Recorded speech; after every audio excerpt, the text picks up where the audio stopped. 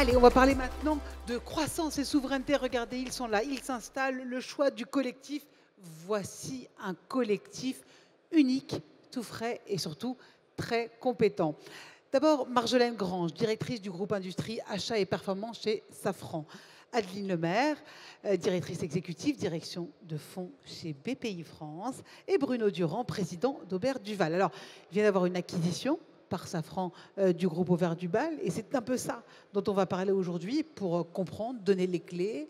Est-ce qu'il faut s'allier pour aller toujours plus loin? Est-ce que c'est ça la performance dans un contexte quand même qui est ultra concurrentiel? Il faut reconnaître. Donc, comment implanter le schéma de pensée, cette façon de faire, créer un sillon? C'est vraiment ce qu'on va voir aujourd'hui. Marjolaine, je commence par vous.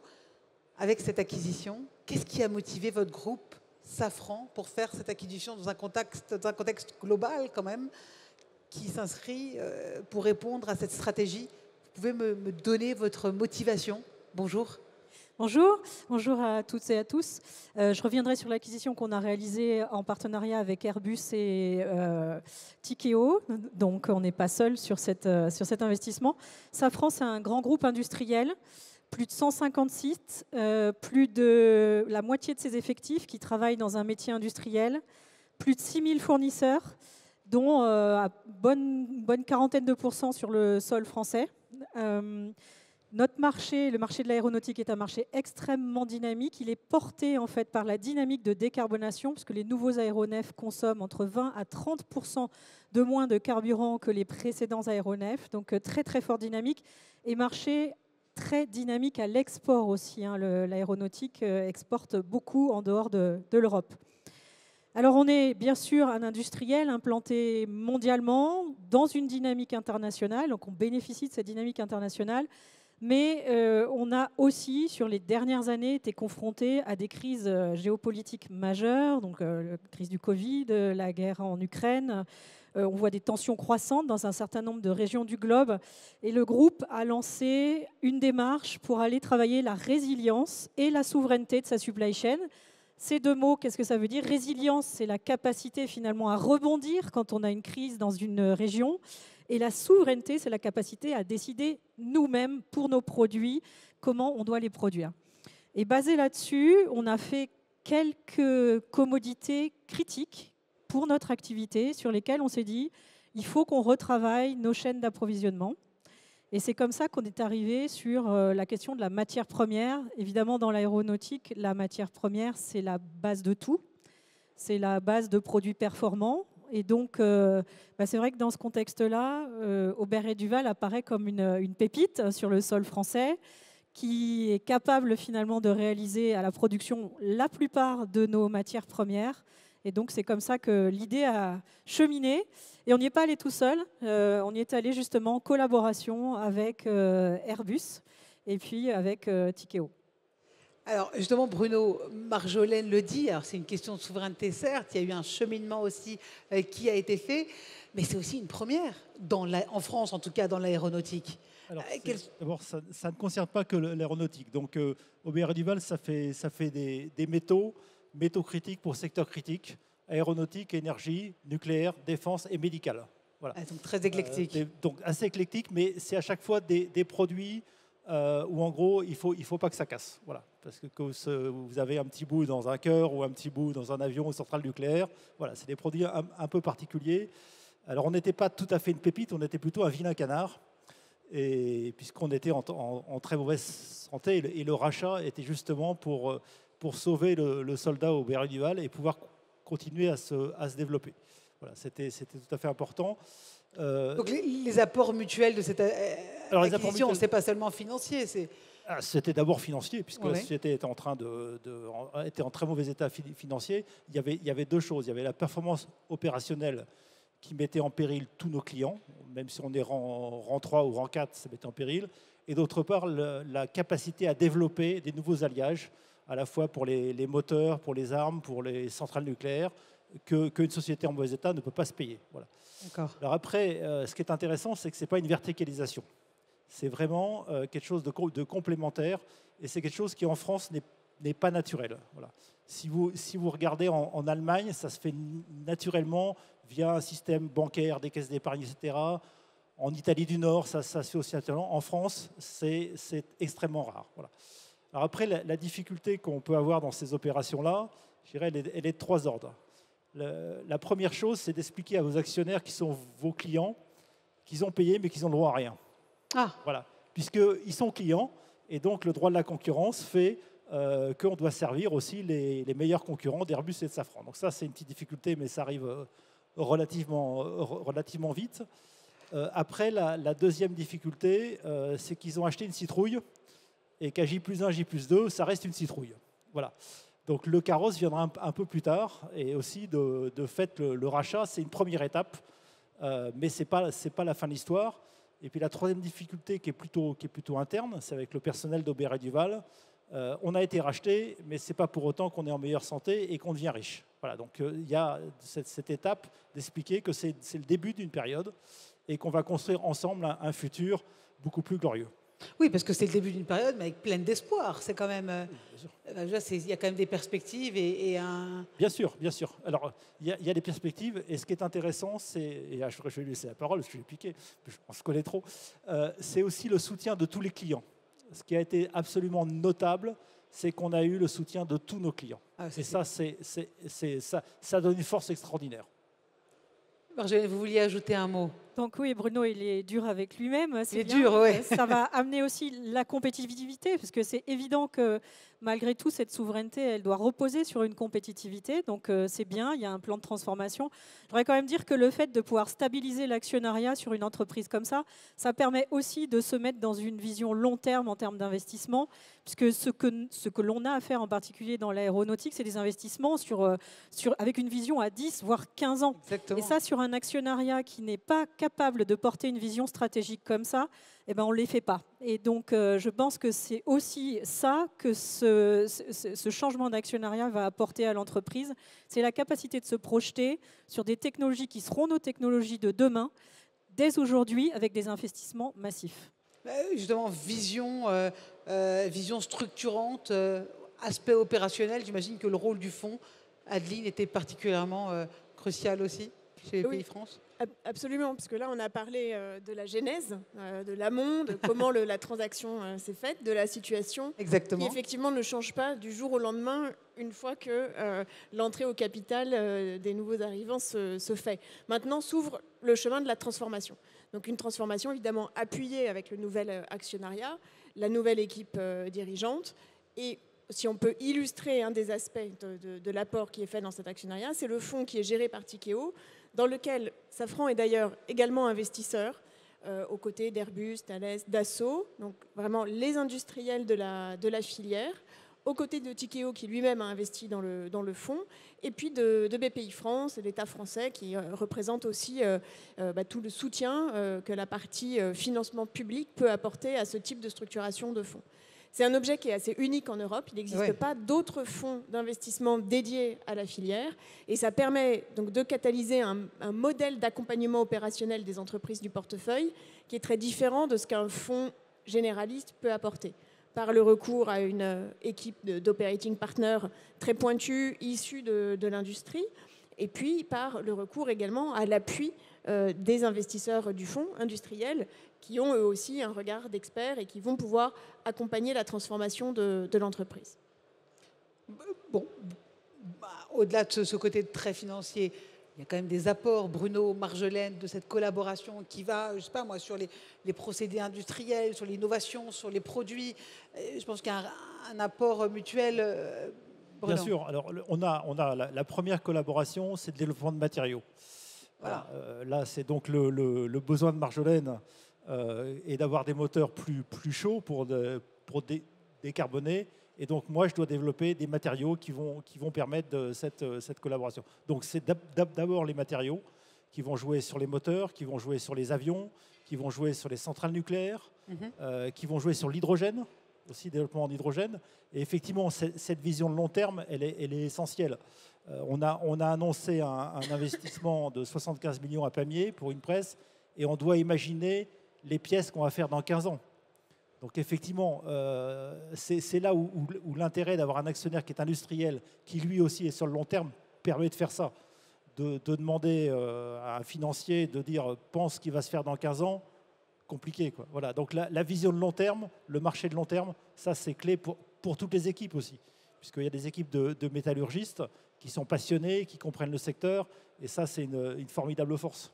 Évidemment, Marjolaine. Et donc, juste pour revenir, Bruno disait effectivement, on est à la fois actionnaire et à la fois client. Oui. Donc, il faut qu'on arrive à gérer cette spécificité, puisqu'effectivement, l'entreprise Aubert & Duval doit servir l'ensemble de ses clients. Donc, au niveau du groupe Safran, on a par exemple une démarche qui s'appelle la démarche Premier Cercle, qu'on a avec un très petit nombre de fournisseurs, qui nous permet à la fois de travailler la performance opérationnelle court terme, mais également de partager de manière confidentielle nos roadmaps, on va dire, futurs, que ce soit sur nos procédés ou nos nouveaux produits, pour justement éclairer les équipes et qu'elles soient prêtes au moment où on en a besoin. Donc c'est un dispositif qu'on a mis en place justement pour pouvoir quand même collaborer avec cette entreprise. J'aurais peut-être juste insisté sur le sujet de la transformation de l'entreprise et de l'accompagnement de cette nouvelle phase qui s'ouvre sur le volet de décarbonation. Tu en as parlé, Marjolaine. Vous en avez parlé, Bruno, avec l'aspect matière. Bon, ça, c'est quand même fondamental. C'est un des enjeux qui est le principal auquel la filière aéro doit faire face, même si Aubert & Duval sert aussi d'autres filières, mais qui sont aussi d'ailleurs concernées par cet enjeu de décarbonation. Et tu l'as rappelé, Marjolaine, étant donné les latences, les temps de préparation des programmes, la durée des programmes dans la filière aéronautique, c'est vraiment des choses qui doivent s'anticiper très, très, très en amont. Et c'est pour ça qu'on a besoin d'une expertise très pointue, de la mobilisation à la fois des industriels, de la partie publique et d'une équipe d'investissement très outillée. On ne peut pas, quand on est un fonds généraliste, s'occuper un jour de la décarbonation d'une entreprise agro-industrielle et le lendemain de la décarbonation d'une entreprise de la filière aéro. On peut le faire, mais peut-être pas aussi bien. Donc c'est voilà, pour souligner que spécifiquement sur cet enjeu-là, l'aspect de la spécialisation ou même de l'hyperspécialisation est porteur de valeur et de pertinence pour les entreprises accompagnées. Bruno ? Alors justement, sur la décarbonation, je suis un gros émetteur de CO2. Voilà, je dois l'avouer, et je suis important pour mes clients aval. Effectivement, mais on a plein de leviers. Quand vous passez d'un four à électricité, enfin d'un four à gaz à électricité, vous divisez par 4. Donc c'est majeur. Quand vous utilisez du recyclage, en gros, quelques chiffres, quand vous utilisez du recyclage, vous divisez par 2. En gros, la mine, c'est 60%, moi je fais 40%. Si je recycle, je divise par 2. Donc justement, je peux apporter à mes clients un effort de décarbonation qui est beaucoup plus important que quand le client est simplement assembleur. Voilà. Donc c'est pour ça que c'est très important, cette notion de filière. La décarbonation, elle se fera en filière ou elle ne se fera pas. Et du coup, ça vous renforce aussi dans votre offre, de manière générale. Ouais. Absolument. De toute façon, c'est même plus un problème d'offre, c'est un problème d'obligation. Voilà. On a cette obligation de décarboner et il faut que toute la filière le fasse. Et vous avez de plus en plus de demandes ou c'est plutôt dans le sens inverse? C'est à vous de les inciter à décarboner. Peut-être Marjolaine. Peut-être. Donc le groupe Safran s'est engagé. Donc quand on parle de décarbonation, pour être un petit peu technique, on parle de plusieurs scopes d'activités cibles. On parle de nos propres activités, donc nos propres productions. On parle de ce qu'on achète à nos fournisseurs et on parle aussi de l'usage de nos produits. Donc la première priorité, c'est bien sûr la décarbonation de nos produits. Mais ce que mentionne Bruno, ce qui est important aussi, c'est de continuer à décarboner nos propres opérations et dans le groupe Safran, d'engager nos fournisseurs dans la même dynamique de décarbonation de leurs propres opérations. Effectivement, il y a un exemple, donc c'est la filière qu'on appelle Eco-Titanium, qui est installée justement aux Ancises et qui fait partie du consortium Aubert & Duval et qui, en utilisant non pas de la matière première issue de l'extraction minière, mais en utilisant nos copeaux d'usinage, on peut utiliser à peu près 80% de copeaux pour pouvoir faire cette matière première. Et là, il y a un énorme impact carbone également grâce à cette technologie, qui est une technologie particulière, investie également chez Aubert & Duval. Alors, votre acquisition, mais de manière générale, cet écosystème financier aussi qui existe en France, c'est une force des sociétés françaises, du Made in France, qu'il n'y a pas forcément ailleurs et qui vous permet d'aller plus vite, ensemble, plus loin. Tous les trois. ce que je veux dire, c'est qu'on a quand même trouvé, ça a été la rencontre entre un besoin qui était basé sur notre vision, notre besoin de se désensibiliser on va dire, à un certain nombre de fournisseurs avec qui, pour le coup, il n'était pas possible de partager les roadmaps technologiques. Et puis quand même d'une capacité. Cette capacité, on l'a trouvée en France. Il y en a en Europe. Et donc nous, le message, c'est que la France est un territoire d'industrie et il y a encore énormément de choses à développer. Et donc, à travers cet exemple Aubert et Duval, le message, c'est continuons à développer notre industrie puisqu'il y a un savoir-faire qui est là, qui existe et qu'il faut relancer. Comme l'a dit Bruno, on va réinjecter beaucoup en investissement, mais on a les compétences et c'est ça qui est important. Les compétences, on s'en rend peut-être pas suffisamment compte, mais avoir les bons talents, c'est vraiment critique pour faire la différence au niveau industriel. C'est pour ça que vous parliez de pépites tout à l'heure, c'est Oui. les talents. Il y a les talents. Bruno? Oui, alors c'est tout à fait évident. Et c'est vrai un des plaisirs que j'ai eu en allant chez Aubert et Duval, parce que je venais de Safran aussi, c'est de découvrir cette jeunesse, parce qu'il y a plein de jeunes métallurgistes qui sont aux Ancises. Pour ceux qui ne savent pas où c'est les Ancises, c'est dans les Combrailles. Et pour ceux qui ne savent pas où c'est les Combrailles, c'est à côté de Clermont-Ferrand. Et des gens passionnés. Et ça, franchement, d'avoir ces jeunes ingénieurs passionnés sur la métallurgie et qui feront leur carrière là-dedans, qui vont être dans le détail de la métallurgie, moi, je trouve ça génial. Je prends un pied terrible là-dessus. Adeline, comment est-ce qu'on pourrait faire de ces rapprochements, comme celui qu'on voit maintenant ici à Global Industries, presque une norme, en tout cas, que ça fasse des émules en France? Je vais répondre à la question, mais peut-être juste un tout petit pas en arrière pour donner un éclairage sur l'accompagnement des PME industrielles par les fonds d'investissement. Bien sûr. Côté BPI France, on est investisseur dans 600 fonds et donc indirectement dans plusieurs milliers d'entreprises. Les entreprises industrielles, ça représente entre 35 et 40% de notre portefeuille quand on regarde les entreprises sous-jacentes. Et quand on regarde des fonds qui sont basés en région, les fonds régionaux, et vous avez noté la question vraiment de l'ancrage territorial, c'est plutôt 40% et plus de PME industrielles qui sont accompagnées par les fonds d'investissement. Donc je voulais souligner ça parce qu'effectivement, tout cet ensemble de pépites, tous ces talents, ils sont encore plus accompagnés quand ils ont un fonds très professionnel qui apporte un accompagnement. Maintenant, comment est-ce qu'on peut faire pour aller encore plus loin? J'imagine que cette tendance, elle est croissante aussi. Elle est croissante. De la région. Absolument, elle est croissante parce qu'en plus, les performances sont au rendez-vous. C'est-à-dire que, contrairement à certaines idées reçues, historiquement, les PME industrielles produisent des performances pour les fonds d'investissement qui les accompagnent, qui sont au même niveau, voire supérieurs à des PME de services ou voilà, d'autres types de secteurs. Donc ça, c'est quand même un point très important à garder à l'esprit. Sur la question de comment encourager mieux les coopérations entre industriels, je pense qu'il y a bien sûr toujours eu des industriels qui font des acquisitions stratégiques, et ça, ce sont des choses qui vont continuer à se faire et dont le maillage de nos entreprises absolument a besoin. Les industriels ont aussi souvent leur propre structure d'investissement, ce qu'on appelle le corporate venture, et ça c'est un outil qui a tout son sens à l'intérieur d'un grand groupe, par exemple. Et puis nous, ce qu'on cherche aussi à développer chez BPI France, c'est attirer de plus en plus d'industriels à nos côtés comme partenaires dans les fonds d'investissement, à l'instar de ce qu'on a fait sur le fonds aéro, mais ça peut exister dans d'autres fonds, dans des fonds généralistes ou dans des fonds sectoriels, sur l'agro-industrie par exemple. On peut noter cet exemple-là, et c'est toujours porteur de valeur pour les investisseurs, et puis évidemment c'est le principal pour les entreprises accompagnées. Mais pour les attirer sur les fonds, quels conseils on peut leur donner? Quelles bonnes pratiques? Bruno, vous vouliez? Alors, oui, moi je voulais juste revenir un peu sur le côté de la souveraineté. Oui. Mes concurrents, ils sont russes, ils sont chinois, ils sont américains. Voilà. Et il est essentiel de bien avoir cette notion de souveraineté. Et ils ont le même niveau que l'excellence française? Pardon de vous interrompre. Ils sont très bons, oui, même niveau. Mais s'ils veulent couper le robinet, ils peuvent couper le robinet. Voilà. Et c'est vrai que ce qu'on a vu depuis quelques années, la guerre en Ukraine a pas du tout, a révélé ça, c'est la fragilité qu'on peut avoir sur des secteurs en rang 2, 3, 4, etc.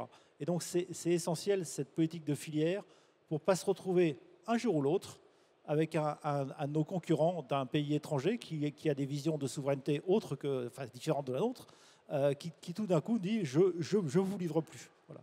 Et donc vraiment cette vision de filière, elle est absolument clé, et ça a été une partie de la réflexion de Safran. Donc c'est aussi de la stabilité. Oui, et donc effectivement, pour rebondir sur ce que dit Bruno et compléter ce que dit Adeline, donc on est intervenu avec ce fonds sur Aubert et Duval, mais on est intervenu sur un certain nombre d'entreprises industrielles. Moi, je voudrais juste témoigner l'apport que c'est de travailler avec un fonds. Parce que justement, nous, on est au départ des industriels, c'est nos fournisseurs, donc on collabore avec nos fournisseurs à travers des contrats, à travers de la R&T. La collaboration avec nos fournisseurs via un fonds, ça amène vraiment pour moi une solidité dans la pratique financière, dans la réflexion sur les investissements, dans un certain nombre de sujets qui n'est pas notre cœur de métier et qui sont vraiment les cœurs de métier des fonds d'investissement. Donc à la fois, nous, ça nous permet d'accompagner la filière, comme le dit Bruno, et en même temps de la professionnaliser pour les transformations. On ne le dit pas assez, mais c'est vrai que la décarbonation, c'est une transformation aussi assez forte pour la filière, et donc ça lui demande de se préparer. Et donc ces fonds-là, en fait, cette collaboration, en tout cas celle pour Safran, celle qu'on a eue avec Tikeo, elle a été très bénéfique aussi pour ça. Cette stabilité, Adeline, ça parle aussi à leurs clients. Ça fait partie aussi des conseils qu'on peut donner pour encourager ce genre de rapprochement, la souveraineté, la stabilité. Bien sûr, à l'évidence, parce que c'est la condition qui permet la transformation. La décarbonation, on l'a vu, c'est un enjeu collectif énorme. Ça ne se fait que si on a cette capacité à transformer, à accompagner la transformation. Donc oui, évidemment, la stabilité de l'actionnariat, même si le fonds a vocation à sortir. Au bout d'un moment, il devra fournir de la liquidité à ses propres investisseurs. Mais il aura accompagné, pendant toute une durée, pendant tout un cycle d'investissement, l'écriture d'un nouveau chapitre pour l'entreprise. Ce qui est intéressant chez Aubert & Duval, c'est le passage à l'acte. On aurait pu faire des commissions, dire, oui, c'est important, il faut faire quelque chose. Là, les industriels se sont dit, bon, on passe à l'acte et on y va. Et ça, je pense que c'est vraiment important et c'est majeur. Donc vous, votre conseil, ce serait passer à l'acte. Oui, il n'y a jamais de bonne solution, mais passer à l'acte. Prendre des risques éventuellement. Voilà. Oui. Qui sont financés. Votre dernier conseil, il ne nous reste plus de temps. C'est ça, je pense qu'effectivement, quand on a une bonne vision, une bonne stratégie, il faut y aller. Et donc, il faut trouver les partenaires. Et en ce moment, la dynamique sur le sol français européen, elle est là. Donc, on n'a plus vraiment de raison de ne pas y aller. Donc, voilà. Évidemment. Merci beaucoup à tous les trois. Marjolaine Grange pour Safran, Adeline Lemaire, BPI France et Bruno Durand, président Aubert & Duval. Et bravo pour votre acquisition et à tous les trois pour vos conseils. Merci beaucoup. Merci Alexia.